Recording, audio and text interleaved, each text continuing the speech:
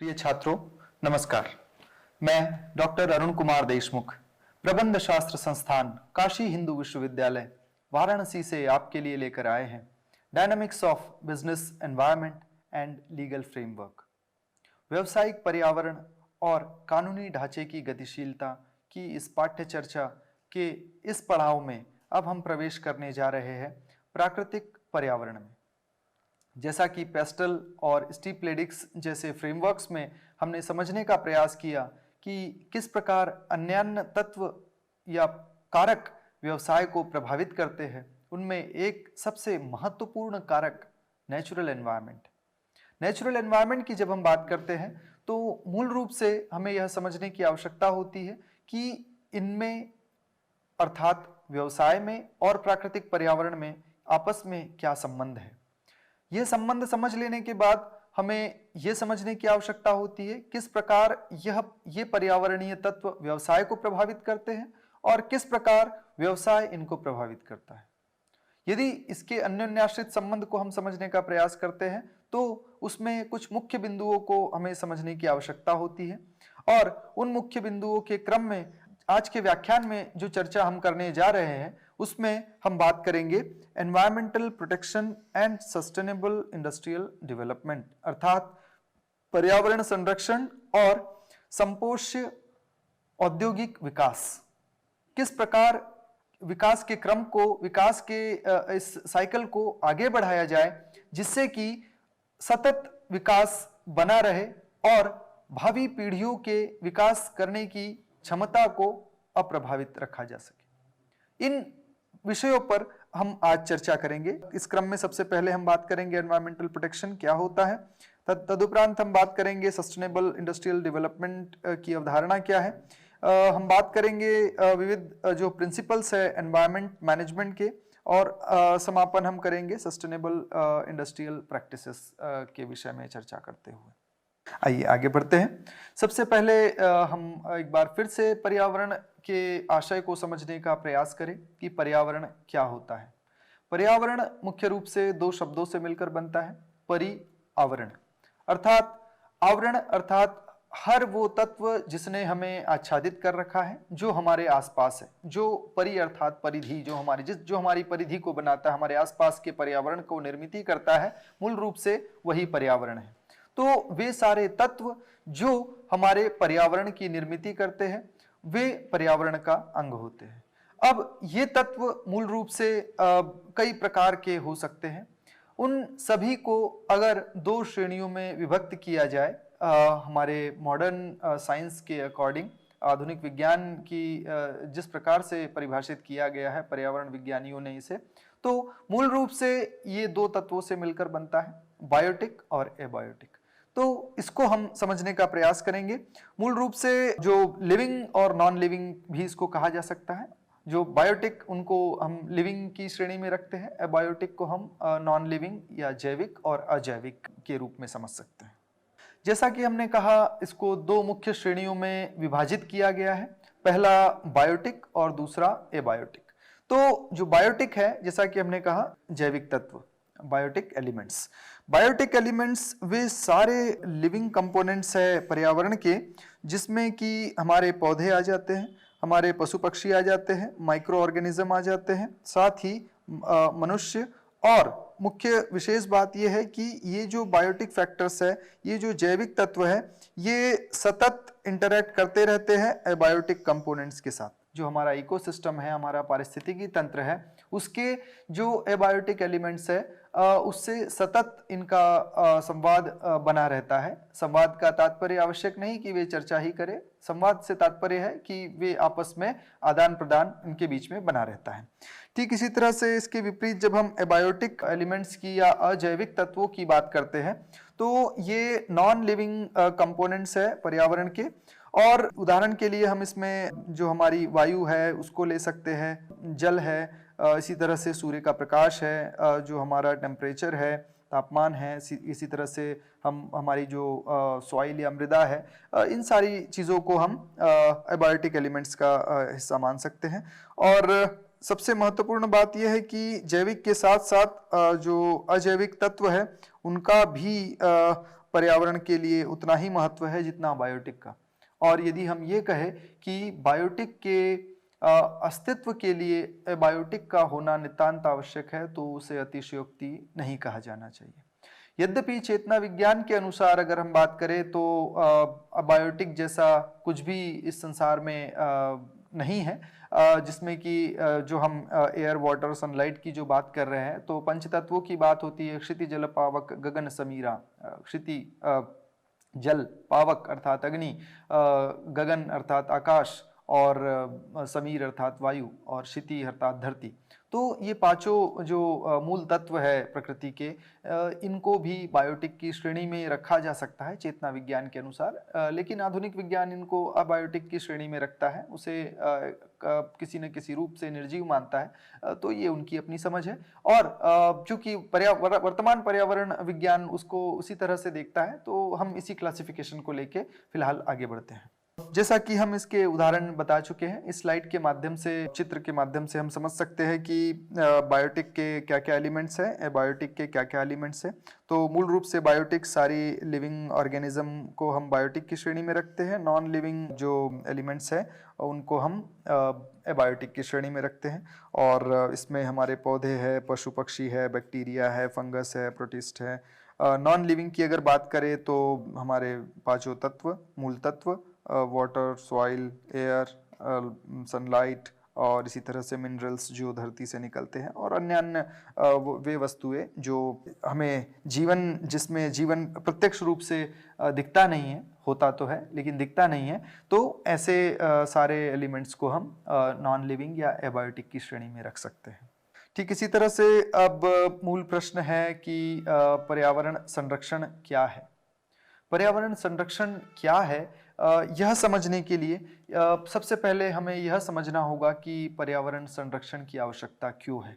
जैसा कि हम सभी जानते हैं कि व्यवसाय और पर्यावरण में एक अन्योन्याश्रित संबंध है, और इससे भी पहले अगर हम पर्यावरण को देखें तो जब व्यवसाय नहीं थे, इतने समृद्ध रूप से विकसित नहीं थे, पर्यावरण तब भी था, पर्यावरण अब भी है, और पर्यावरण आगे भी रहेगा। लेकिन किस रूप में रहेगा वह इस बात पर निर्भर करता है कि हम कितनी संजीदगी से उसको लेकर के चल रहे हैं, उसका संरक्षण कर रहे हैं। और इससे भी महत्वपूर्ण बात है कि पर्यावरण संरक्षण की आवश्यकता है ही क्यों। तो जब हम बात करते हैं कि पर्यावरण संरक्षण की बात हम तब करते हैं जब हम पर्यावरण को नकारात्मक रूप से प्रभावित कर रहे हों। तो जैसे कि हम देखते हैं कि पर्यावरण को हमने मानवीय, मूल रूप से मानवीय गतिविधि ने बुरी तरह से प्रभावित किया है, लंबे समय तक इसका अनावश्यक और दोहन किया है, इसका शोषण किया है, उन संसाधनों का जो जितना आवश्यकता से अधिक उपभोग किया है। तो इस वजह से यह नितांत आवश्यक हो जाता है कि अब हम इसके संरक्षण की दिशा में भी विचार करें। क्यों? क्योंकि अगर हमने इस पर्यावरण को अभी नहीं बचाया तो आने वाले समय में संभवतः अगली पीढ़ियों को एक ऐसे पर्यावरण का सामना करना पड़ेगा। कुछ स्थितियों में तो हम वर्तमान में भी देख रहे हैं कि हम सामना कर ही रहे हैं, चाहे वो ग्लोबल वार्मिंग के रूप में हो, चाहे वो क्लाइमेट चेंज के रूप में हो, प्रदूषित जल के रूप में हो। हम देखते हैं कि एक समय हम किसी भी झरने का, किसी भी पोखरे का या किसी भी नदी का पानी लेकर के आचमन कर सकते थे, उसको पी सकते थे। लेकिन आज हमारी मानवीय गतिविधियों ने, औद्योगिक गतिविधियों ने उस जल को, उन प्राकृतिक संसाधनों को इस कदर प्रदूषित कर दिया है कि अब वह जल आचमन योग्य भी नहीं रह गया। और उसको प्योर करने के लिए हमें तमाम तरह के एक्वेटिक डिवाइसेस का प्रयोग करना पड़ रहा है। एक्वाप्योर्स और इस तरह की कई सारी डिवाइसेस का हमें उपयोग करना पड़ रहा है जिससे कि हम शुद्ध जल प्राप्त कर सके। इससे यह सिद्ध होता है कि किस प्रकार मानव और मानवीय गतिविधि ने, व्यावसायिक गतिविधियों ने इन संसाधनों पर अपना नकारात्मक प्रभाव दिखाया है।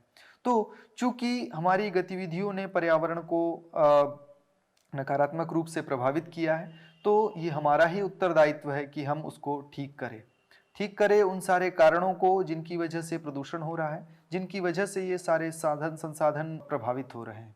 तो ये इसकी मूल अवधारणा है। और अब हम समझते हैं कि एनवायरमेंटल प्रोटेक्शन है क्या। एनवायरमेंटल प्रोटेक्शन मूल रूप से वे सारी गतिविधियां हैं जो प्राकृतिक पर्यावरण के संरक्षण और संपोषण की दिशा में जो कदम उठाए जा रहे हैं, चाहे वो प्रदूषण को कम करने का कार्य हो, चाहे वो हमारे रिसोर्सेस को कंजर्व या संरक्षित करने का कार्य हो, चाहे वो बायोडायवर्सिटी को मैनेज करने का कार्य हो। तो इन सारी गतिविधियों को जब हम एक साथ अलग अलग मोर्चे पर करते हैं तो इस तरह की गतिविधि को हम एनवायरमेंटल प्रोटेक्शन के रूप में आइडेंटिफाई कर सकते हैं।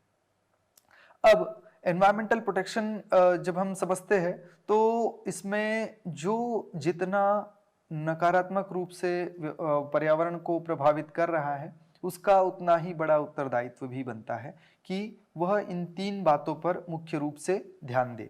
सबसे पहला पोल्यूशन कंट्रोल। अब जब हम पोल्यूशन कंट्रोल की बात करते हैं तो विदित हम सभी को है कि 3 स्तर पर मुख्य रूप से हम बात करते हैं। एयर पोल्यूशन, वाटर पोल्यूशन, वायु प्रदूषण, जल प्रदूषण और मृदा प्रदूषण।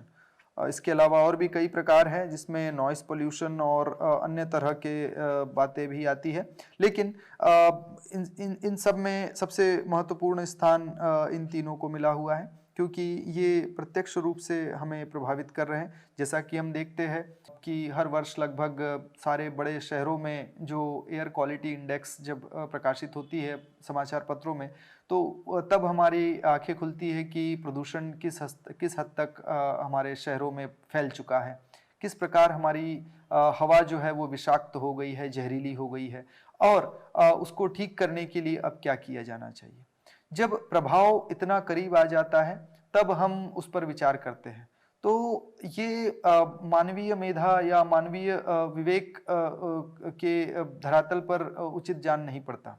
क्यों? क्योंकि हम जानते हैं हमारे लिए क्या उचित है और क्या अनुचित है। यह जानकर भी जब हम सतत पर्यावरण का दोहन करते हैं तो हमें यह भूलना नहीं चाहिए कि ये जो डैमेज हम कर रहे हैं इसको ठीक करने का कार्य भी हमारा है। तो और इसमें भी जब हम मूल रूप से व्यवसायों की बात करते हैं तो व्यवसायों का प्रभाव व्यक्तिगत कार्यों की तुलना में अधिक होता है क्योंकि वे बड़ी इकाइयां होते हैं और बड़ी इकाइयों का प्रभाव भी पर्यावरण पर बड़ा होता है। ये हमें समझने की आवश्यकता है। तो जब हम देखते हैं कि पोल्यूशन कंट्रोल की बात करते हैं तो पर्यावरण संरक्षण की दिशा में किस प्रकार व्यवसाय प्रदूषण को नियंत्रित करने का प्रयास करते हैं, चाहे वो एयर पोल्यूशन हो। यदि किसी व्यवसाय की गतिविधियों के द्वारा एयर पोल्यूशन हो रहा तो उसे किस प्रकार वह ठीक कर सकता है, टेक्नोलॉजी का उपयोग करके उस प्रदूषण को कैसे कम कर सकता है। ठीक इसी तरह से जैसे हम बात करते हैं कुछ उद्योगों की, उदाहरण के लिए जो फार्मास्यूटिकल कंपनीज है, पेस्टिसाइड मेकर्स है, चमड़ा उद्योग है, ये कुछ ऐसे व्यवसाय हैं जो प्रत्यक्ष रूप से वाटर को प्रदूषित करते हैं, जल को प्रदूषित करते हैं और जल प्रदूषण में उनका जो फुटप्रिंट है वो बहुत अधिक है। इसलिए ये उनकी जिम्मेदारी है कि वो इस तरह जो उनके डेली बिजनेस एक्टिविटीज़ से पर्यावरण के ऊपर नकारात्मक प्रभाव पड़ रहा है उसको कम करने के लिए कुछ न कुछ प्रयास नियमित रूप से करे और यथासंभव उन प्रभावों को खत्म करने का या कम करने का प्रयास करते रहे। ठीक इसी तरह से जो एक्सट्रैक्शन कंपनीज है जिसमें खनिज और रसायन आदि से संबंधित है, वे सॉइल पोल्यूशन के लिए उत्तरदायी है। फर्टिलाइज़र मेकर्स जिस तरह से फर्टिलाइज़र बनाते हैं और उन फर्टिलाइज़र्स या जो उर्वरकों का प्रयोग जब खेतों में होता है और ये प्रयोग जब सतत होता है तो भूमि की उर्वरा शक्ति को प्रभावित करता है और प्रभावित ही नहीं करता बल्कि उसे एक तरह से उसकी उर्वरता को हमेशा के लिए समाप्त भी कर देता है। हमने कई राज्यों में भारत के देखा जहाँ पर अधिक पेस्टिसाइड्स या उर्वरकों का प्रयोग सतत लंबे समय तक होता रहा है।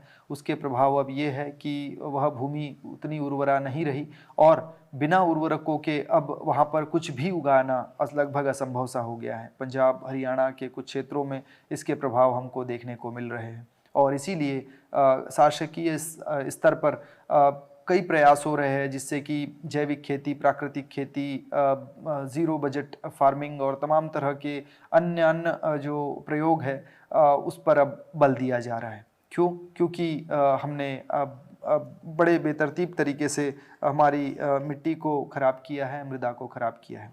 तो ये भी उत्तरदायित्व उन व्यवसायों का है जो इसमें कंट्रीब्यूट करते हैं।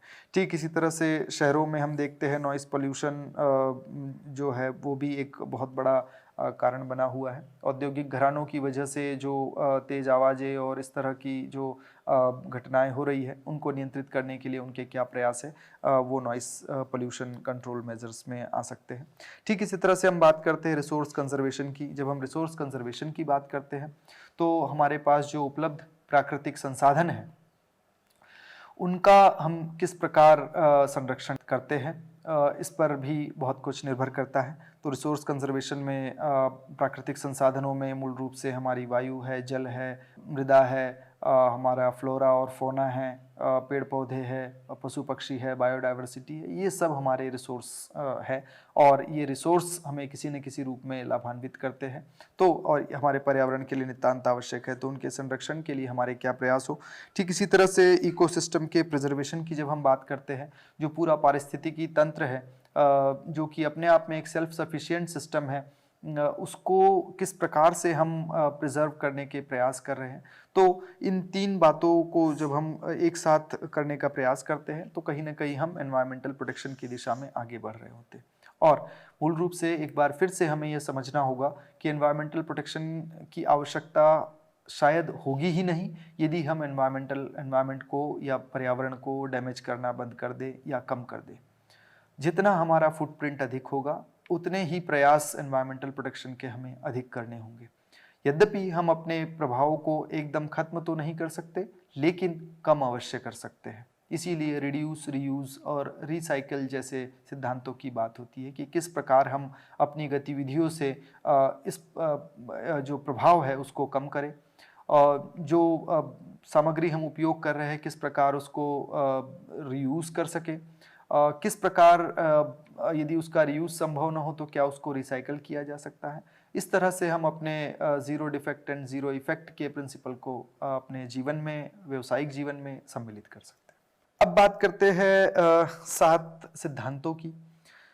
वे सिद्धांत जो पर्यावरणीय प्रबंधन में हमारे लिए सहायक होते हैं। तो जब हम बात करते हैं इन 7 सिद्धांतों की, तो ये वे 7 सिद्धांत हैं जो हमें समझाने का प्रयास करते हैं कि जो डैमेज हो रहा है, जो पर्यावरण को नुकसान पहुंचाया जा रहा है, उसके लिए कौन उत्तरदायी होगा, उसके लिए कौन जिम्मेदार होगा, और जिम्मेदारी निश्चित करने के साथ साथ उस डैमेज को ठीक करने का, उसकी लागत, उसकी कीमत को चुकाने का कार्य कौन करेगा। तो इन 2 मुख्य बिंदुओं पर ये 7 सिद्धांत प्रकाश डालते हैं। सबसे पहला जो सिद्धांत है वो कहता है पॉल्यूटर पेज प्रिंसिपल, अर्थात जो पोल्यूशन कर रहा है, जो प्रदूषण कर रहा है, उसी को उसकी कीमत चुकाना चाहिए। ठीक भी है, जो बिगाड़े वही सुधारे काम, जो हम कहते हैं। तो मूल रूप से जो हम कहते हैं कि पोल्यूटर पेज प्रिंसिपल, अर्थात उसे ही उसकी कीमत चुकाना चाहिए जो उस नुकसान के लिए उत्तरदायी है।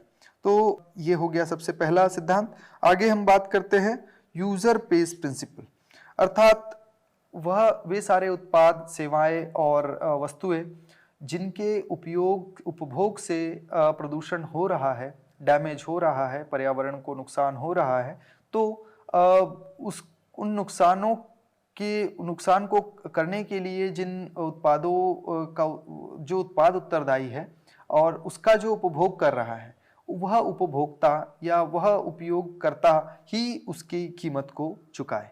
तो जो प्राइस वो पे करेगा उस प्रोडक्ट का, उसमें उसके डैमेज कंट्रोल का जो भर जाना है वो भी सम्मिलित कर दिया जाए। तो ये इसका दूसरा सिद्धांत है। ठीक इसी तरह से हम बात करते हैं तीसरे सिद्धांत की, जो कहता है प्रिकॉशनरी प्रिंसिपल। प्रिकॉशनरी प्रिंसिपल बात करता है मूलतः कि हमारे एक्शन कुछ इस प्रकार के हो जिससे कि पर्यावरण को कम से कम नुकसान हो। हम पहले ही पूर्व सावधानी ऐसी रखें जिससे कि हमारे एक्शंस और रिएक्शंस से पर्यावरण को न्यूनतम प्रभाव हो, हमारे फुटप्रिंट्स कम से कम हो। पहले ही हम अपने प्रभाव को कम करने के लिए रणनीति बना ले। तो ये हमारी बात करता है प्रिकॉशनरी प्रिंसिपल। और सबसे अच्छे प्रिंसिपल के रूप में, नैसर्गिक सिद्धांत के रूप में इसको देखा जा सकता है कि हम पहले ही अपनी रणनीति बना ले जिससे कि हम उन प्रभावों को कम करने की चिंता करें। ठीक इसी प्रकार हम बात करते हैं प्रिंसिपल ऑफ रिस्पॉन्सिबिलिटी की। जब हम बात करते हैं रिस्पॉन्सिबिलिटी तो इसमें निर्धारित करना होता है कि कौन इसके लिए उत्तरदायी है। यदि उत्पादक उत्तरदायी है तो उत्पादक को उसकी जिम्मेदारी लेना चाहिए। यदि उपभोक्ता पूर्ण रूप से उत्तरदायी है तो उपभोक्ता को उसका उत्तरदायित्व लेना चाहिए। यदि दोनों उत्तरदायी है तो दोनों को उसका उत्तरदायित्व लेना चाहिए। अब यहाँ पर बात आती है कि रिस्पॉन्सिबिलिटी की, इसकी कौन उत्तरदायित्व लेगा, कौन इसकी जिम्मेदारी लेगा कि ये ठीक हो रहा है या नहीं। तो मूल रूप से ये एक ऐसा प्लेटफॉर्म है जहाँ पर हमें स्वतंत्र रूप से यह स्वीकार करने की स्वतंत्रता होनी चाहिए जिसमें कि हम उस जिम्मेदारी को यदि व्यक्त करें तो उसे किस प्रकार निर्वहन किया जा सके इसकी भी बात हम कर सके। तो ये इन सब बातों का जो ध्यान होता है वो हम प्रिंसिपल ऑफ रिस्पॉन्सिबिलिटी में देखते हैं। ठीक इसी प्रकार अगला सिद्धांत है जो इफेक्टिवनेस और एफिशिएंसी की बात करता है। इफेक्टिवनेस और एफिशिएंसी मूल रूप से हम बात करते हैं प्रभावशीलता और दक्षता की। तो प्रभावशीलता और दक्षता की जब हम बात करते हैं तो जहां एक और इफेक्टिवनेस बात करता है डूइंग राइट थिंग्स और एफिशिएंसी बात करता है डूइंग थिंग्स राइट। तो जब हम इन दो बातों को देखते हैं तो हम पाते हैं कि मूल रूप से एफिशिएंसी और इफेक्टिवनेस जो इंडस्ट्रियल ऑपरेशंस है उसमें नितांत आवश्यक है। न केवल ये अधिक या श्रेष्ठ लाभार्जन के लिए कारगर है बल्कि उसी समय हमें ये भी देखना है कि किस प्रकार हमारे जो उत्पाद है, सेवाएं है और जो हमारे एक्शंस है, इंडस्ट्रियल एक्शंस है, उनका प्रभाव पर्यावरण पर मूल रूप से जीरो डिफेक्ट और जीरो इफेक्ट वाला हो। तो जब हम इन सिद्धांतों पर प्रकाश डालते हैं तो हम बात कर रहे होते हैं कि किस प्रकार हमारे प्रभाव को कम किया जा सके, हमारे गतिविधियों के प्रभाव को पर्यावरण पर कम किया जा सके।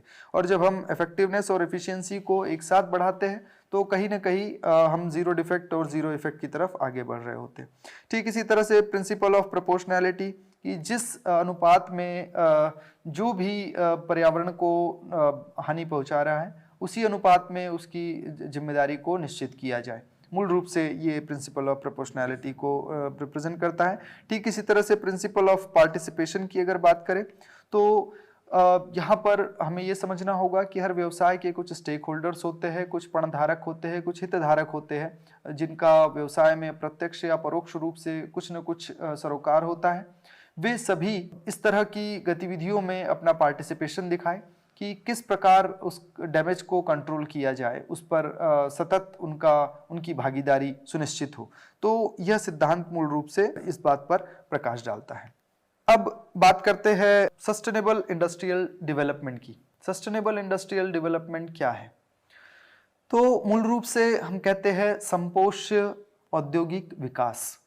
जब हम संपोष्य औद्योगिक विकास की बात करते हैं तो इसकी जो परिभाषा है कुछ इस तरह से हम इसको समझ सकते हैं कि ये लॉन्ग रन में, एक दीर्घ काल में किसी भी व्यवसाय को, किसी भी उद्योग को उसके आर्थिक वृद्धि को प्राप्त करने में सहयोगी होता है और उसके साथ साथ जो उसका पर्यावरणीय प्रभाव है उसको कम करने में भी सहयोगी होता है। तो दो मुख्य बातें हैं इसमें।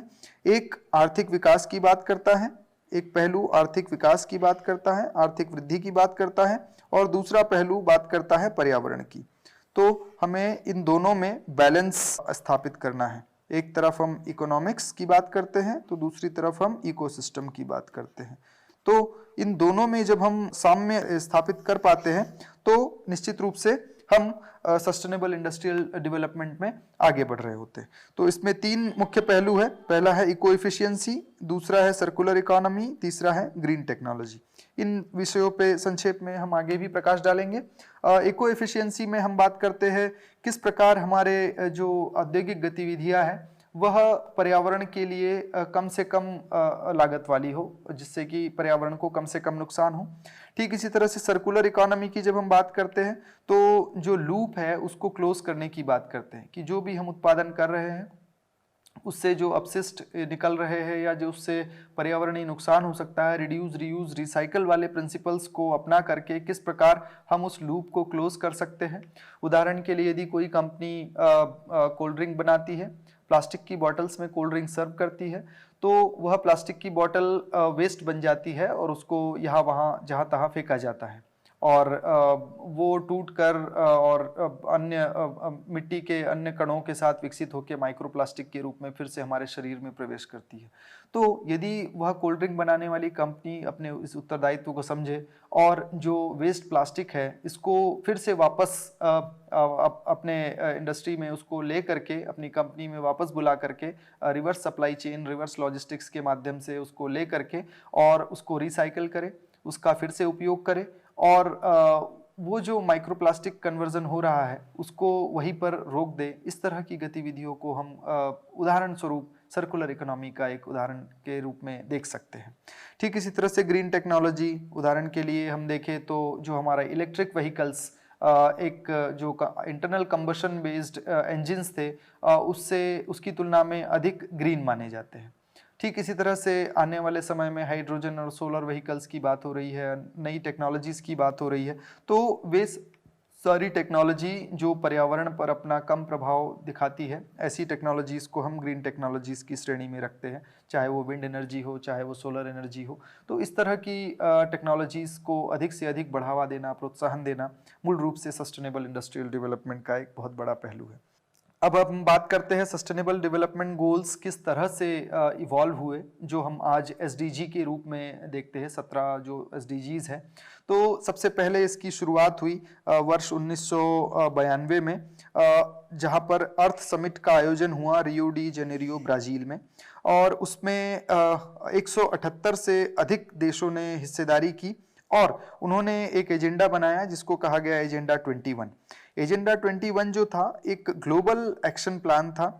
इस एक्शन प्लान का मूल उद्देश्य था सस्टेनेबल डेवलपमेंट। बात सस्टेनेबल डेवलपमेंट पे इससे पहले ही प्रारंभ हो गई थी, लेकिन इसको किस प्रकार धरातल पर लाया जाए उसके प्रयास यदि हमको देखने को मिलते हैं तो उस दिशा में सबसे पहला कार्य वर्ष 1992 में प्रारंभ हुआ रियो डी जेनेरियो में अर्थ समिट के साथ।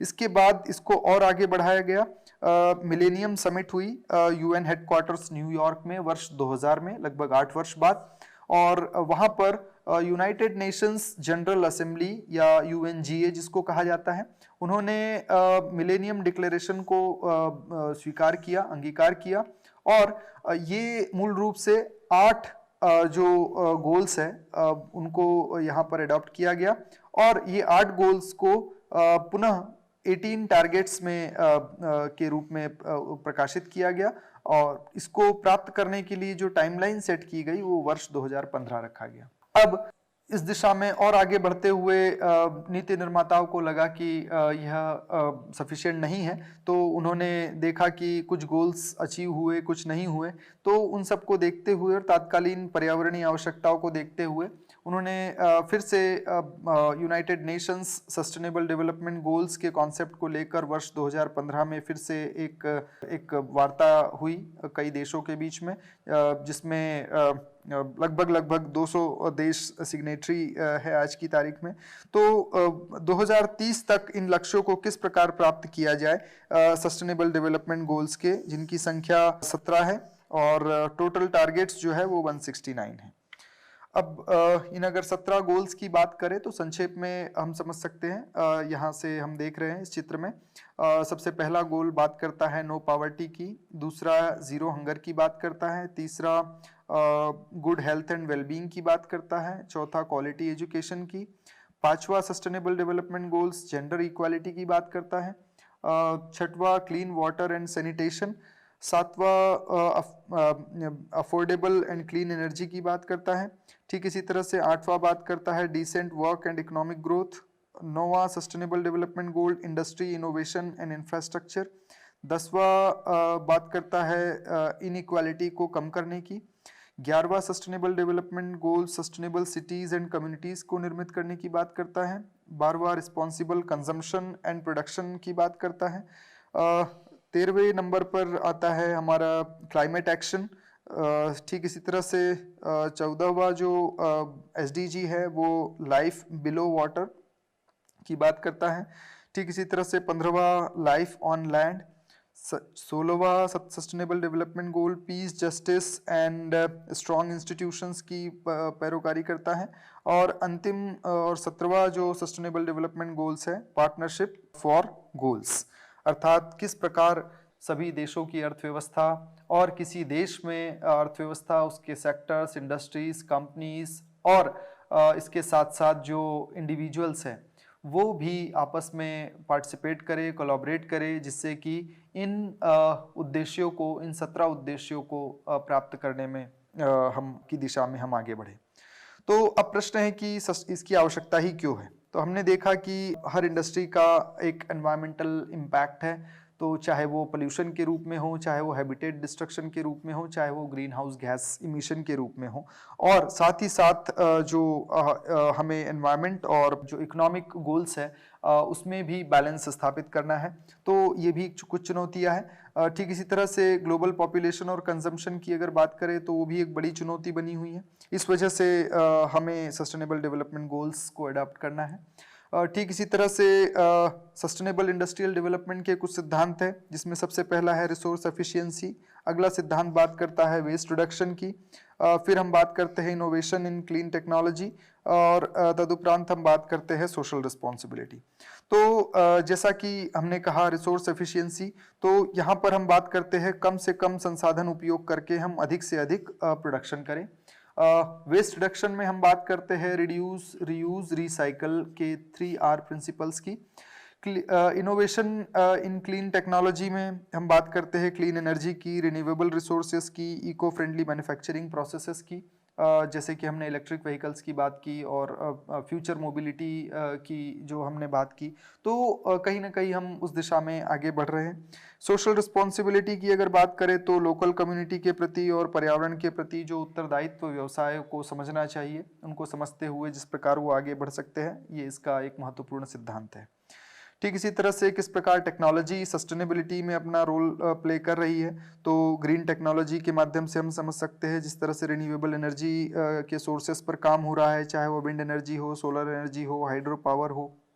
साथ ही साथ एनर्जी एफिशिएंट प्रोडक्शन, जैसे हम पहले बल्ब का उपयोग करते थे, बल्ब से हम CFL पे आए, CFL से हम LED पे आए, तो ये एफिशिएंट टेक्नोलॉजीज़ की तरफ आगे बढ़ रहे हैं, ग्रीनर टेक्नोलॉजी की तरफ हम आगे बढ़ रहे हैं। कार्बन कैप्चर और स्टोरेज की बात हो रही है इन दिनों, इलेक्ट्रिक और हाइब्रिड ट्रांसपोर्टेशन की बात हो रही है, सोलर पैनल्स जिस तरह से सरकार इस दिशा में कार्य कर रही है, विंड एनर्जी का प्रयोग करके इंडस्ट्रियल ऑपरेशंस को परफॉर्म किया जा रहा है। तो ये बताता है कि किस तरह से टेक्नोलॉजी का उपयोग हो रहा है। इंडस्ट्रीज की सस्टेनेबल प्रैक्टिसेस की अगर बात करें तो ऑटोमोटिव इंडस्ट्री में इलेक्ट्रिक व्हीकल्स का उत्पादन इसका बहुत अच्छा उदाहरण है। ठीक इसी तरह से कंस्ट्रक्शन में अगर देखें तो जो एनर्जी एफिशिएंसी और अलग अलग तरह की लेबलिंग और ग्रीन आर्किटेक्चर की बात हो रही है, ये एक बहुत अच्छा उदाहरण है। एग्रीकल्चर में हम जो बात कर रहे हैं नई नई टेक्नोलॉजी की, जिसके माध्यम से फर्टिलाइजर्स और पेस्टिसाइड्स की रिक्वायरमेंट को कम किया जा सके, प्राकृतिक फार्मिंग पे बात हो रही है, प्रेसिजन एग्रीकल्चर पे बात हो रही है। इसी तरह के कई सारे प्रयास अलग अलग दिशा में सतत हो रहे हैं। इन्हीं के साथ इन्हीं कुछ परिचयात्मक बातों के साथ पर्यावरण के इस संदर्भ में हम अपनी वाणी को यही विराम देते हैं। धैर्यपूर्वक श्रवण के लिए आप सभी का बहुत बहुत धन्यवाद।